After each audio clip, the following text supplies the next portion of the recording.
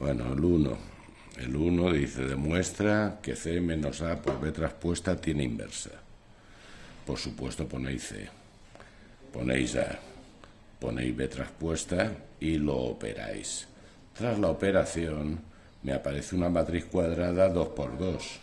Pues si el determinante es distinto de ceros que tiene inversa, luego ahí ya está demostrado que tiene inversa, y me piden que se calcule.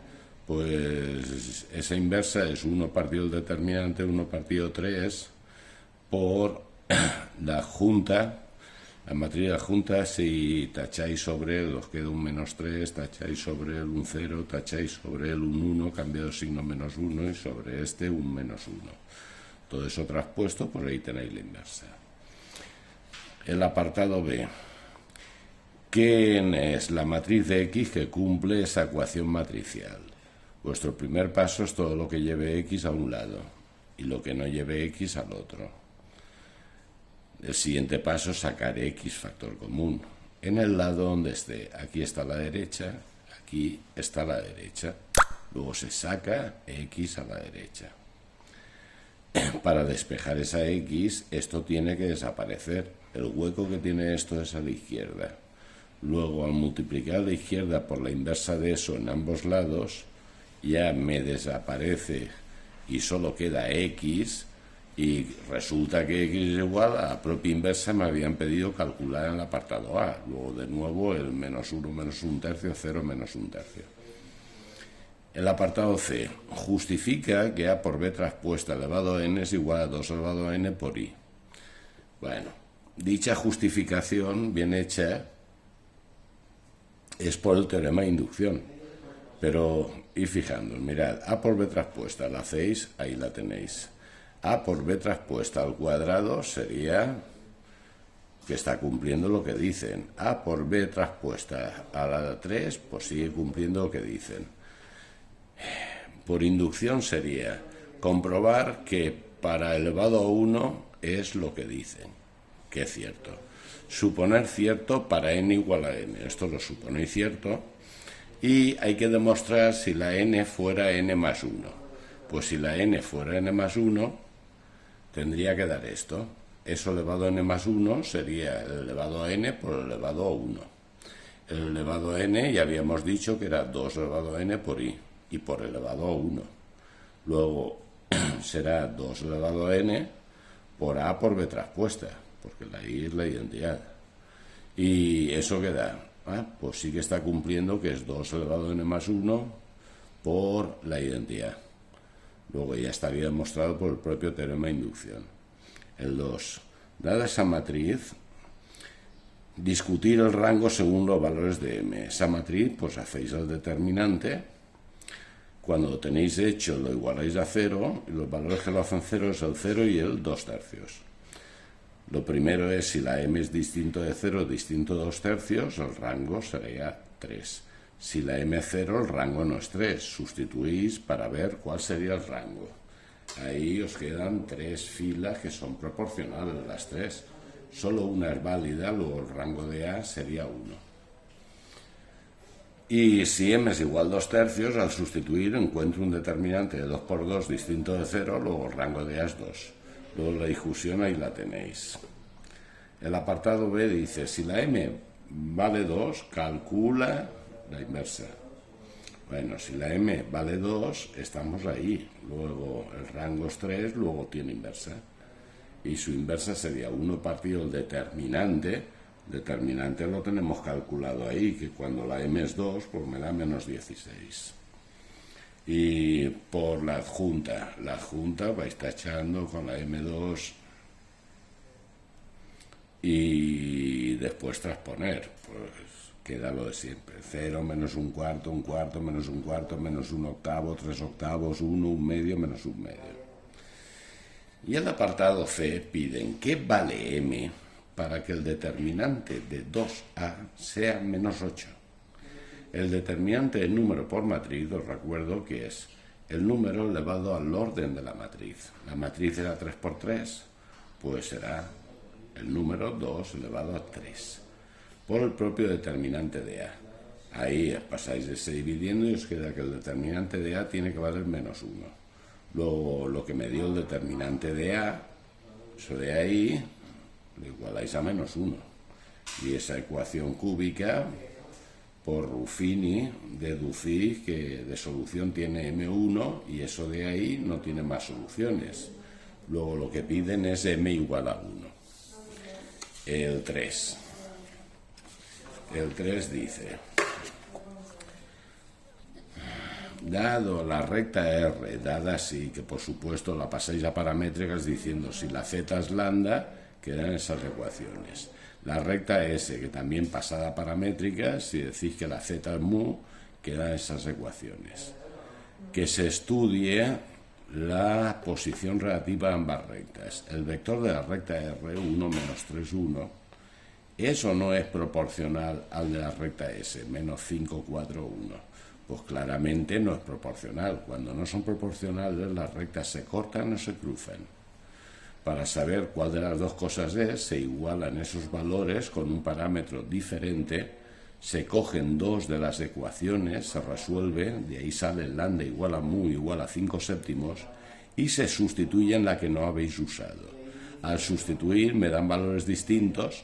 Ese absurdo indica que se cruzan. Si no hubiera dado absurdo, indicaría que se cortan.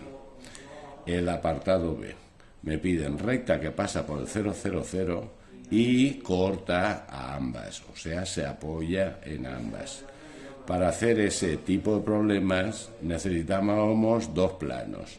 Un plano con el punto que os dan, el punto de la recta R, y el vector de la recta R, porque hay que construirse el vector que va de O hasta el punto de la recta R, porque con esos dos vectores y ese punto, ese plano me sirve para definir la recta que me piden.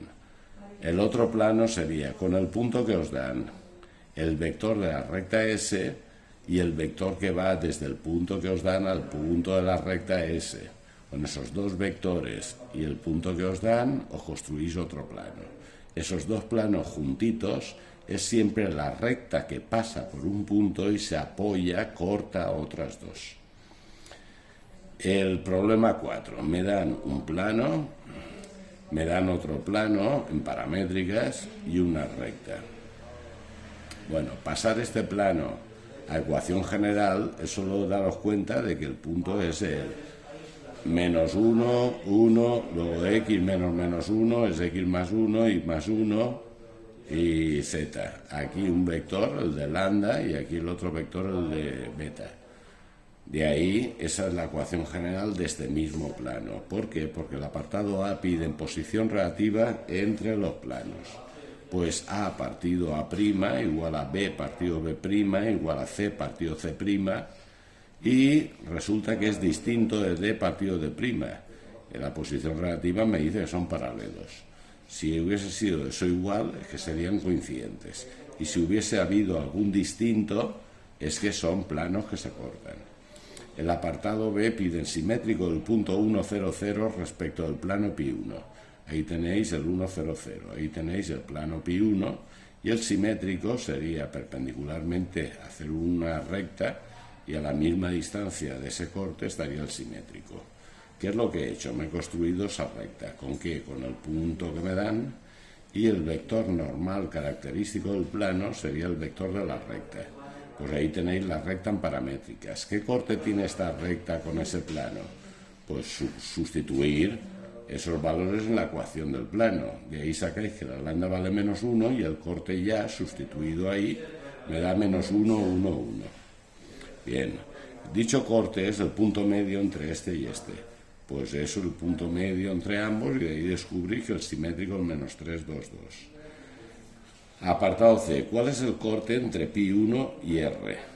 Pues tenéis el plano pi1, tenéis la recta R, pues sustituís esos valores en la ecuación del plano y obtengo un valor de lambda.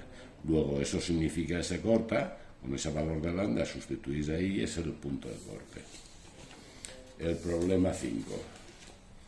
Problema 5 dice, da esa función dominio y cortes. Pues como es una función algebraica, el dominio son todos los reales menos los que hacen cero el denominador. Igualáis a 0 el denominador y decís todos los reales menos esos valores. Cortes con el eje OX, pues en la Y pongo un 0 y descubro que va a la X. Ahí me sale raíz de -3, o sea que no corta. Corte con el eje OY, la X pongo 0 y me da el corte sobre el eje OY. Las asíntotas, asíntota horizontal, límite cuando X tiende a infinito. De eso, el grande simplificado me da 1. Luego la recta asíntota es igual a 1. No es necesario hacer límite cuando X tiende a menos infinito, porque en una algebraica de este tipo va a dar lo mismo. Y seguiría siendo esa misma asíntota. Asíntota vertical, pues hago el límite cuando X tiende a -2. Y al sustituir me da 7 partido 0. Como me queda el número partido 0, hay que calcular los límites laterales. El -2 por la izquierda sería el -2,001. Que al sustituir aquí abajo me daría un 0 con carácter positivo. Luego eso daría más infinito. En cambio, el -2 por la derecha sería el -1,99, que al sustituir ahí me quedaría un 0 con carácter negativo y me daría menos infinito. Los laterales son distintos, no existe el límite. Ahí tenéis dibujado como sería, pues si tuviera que dibujar, y la asíntota sí que existe, X igual a -2. Y en el 2... me queda algo semejante. Luego hay otra asíntota en X igual a 2. Aunque no exista el límite, sí que hay asíntota. Y escribir que como hay asíntota horizontal, no hay asíntota oblicua. Ahora, crecimiento, decrecimiento y máximos mínimos. Se hace la primera derivada. Esa primera derivada la igualáis a 0. De ahí sacáis los candidatos. En la recta real hay que poner el candidato y los de no dominio. ¿Veis? No pertenece al dominio, no pertenece al dominio. Se sustituye en esta zona a alguien en la primera derivada. Me da positivo, crece. En esta zona me da positivo, crece. En esta zona me da negativo, decrece. Y en esa zona me da negativo, decrece. Luego es creciente, en intervalos todo abierto por todas partes, desde menos infinito al -2, unión del -2 al 0. Y decrece del 0 al 2, unión del 2 al infinito. Y el apartado D calcula primitiva. Pues una función racional de igual grado hay que dividir. Entonces la integral es igual a la integral del cociente más la integral del resto partido el divisor. Ahora la integral de 1 es X y la integral de esta tenéis que decir que es A partido X menos 2, las raíces de esto son 2 y -2, que se ven claramente. Más B partido X más 2. Aquí hacéis el mínimo con un múltiplo. El denominador queda igual a este y de igualar esos numeradores diríais, si la X vale -2, pues con la X vale -2 se os va y esto os queda -4b igual a 7, donde la b valdría -7 cuartos. Y si X igual a 2, al sustituir os queda que 7 es igual a 4a, luego la a 7 cuartos. Luego la solución sería esta X, la A más 7 cuartos del logaritmo neperiano de X menos 2 y menos 7 cuartos del logaritmo neperiano del valor absoluto de X más 2.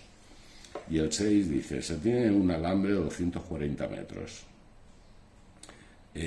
Vamos a cortarlo de tal manera que con un trozo vamos a hacer un triángulo equilátero y con el otro un cuadrado. Me pide que deje en función del lado del triángulo la función suma de áreas. Vale, pues entonces digo, si corto esto le llamo 3x para que sea x, x y x. Y entonces esto sería 240 menos 3x. Y el cuadrado del lado sería 240 menos 3x partido 4. La suma de áreas sería base por altura partido por 2. La base es x. La altura por Pitágoras será raíz cuadrada de x cuadrado menos x medios cuadrado, o sea, x cuadrado partido 4. Eso da raíz de 4 menos 1, 3x cuadrado partido 4. Que fuera la raíz, ¿qué es? Pues es raíz de 3 partido 2 y x, que por esta x es x cuadrado partido 2. Y el área al cuadrado. Vale, ya tenemos la suma de áreas en función de lo que pedía. El ver quién es el candidato a máximo o mínimo. Se hace la derivada. La derivada es número por x cuadrado, número por 2x. Más paréntesis elevado al cuadrado, el 2 pasa adelante, el paréntesis queda elevado solo 1, la derivada lo dentro menos 3 cuartos. Eso es lo que os da, que igualáis a 0 para sacar candidato y dicho candidato sale 45,2 metros. Hago la segunda derivada. La segunda derivada es derivar eso y en la segunda derivada sustituyo el candidato. Como me da positivo, acabo de demostrar que el candidato es mínimo. Luego la longitud del cable necesaria para construir el triángulo equilátero, eso es lo que piden, es 3x. Luego tengo que contestar que serán 135,6 metros. Y la longitud de cable necesario para construir el cuadrado sería el 240 menos 3x, es decir, 104,4 metros. Me piden que cuál es el área correspondiente. Pues la del triángulo es base por altura partido 2, sustituir ahí, y la del cuadrado sustituir ahí. Y la suma es la suma de ambas. Ahí tenéis, 1565,87. Espero que haya ido bien.